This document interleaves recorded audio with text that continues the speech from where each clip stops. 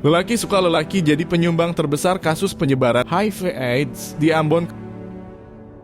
Ketua Komisi IDPRD Kota Ambon, Jafri Taihutu mengatakan lelaki suka lelaki menjadi salah satu penyumbang terbesar kasus penyebaran Human Immunodeficiency Virus HIV dan Acquired Immune Deficiency Syndrome AIDS di Ambon. Hal itu lebih berisiko ketimbang hubungan dengan wanita pekerja seks.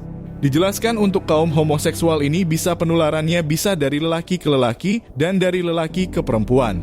Artinya, ruang lingkup potensi penularan bisa lebih luas. Selain itu, penularan HIV atau AIDS ini juga bisa terjadi dari ibu ke bayi dalam proses mengandung, persalinan, atau menyusui. Bisa juga melalui darah dengan perantara jarum yang tidak steril atau darah yang tidak disaring. Diberitakan Dinas Kesehatan (Dinkes) Kota Ambon mengungkapkan sebanyak 111 warga terpapar Human Immunodeficiency Virus (HIV) dan 5 orang terpapar Acquired Immune Deficiency Syndrome (AIDS). Kepala Dinkes Ambon, Wendy Pelupesi mengatakan jumlah tersebut didapat hanya dalam kurun waktu 4 bulan saja.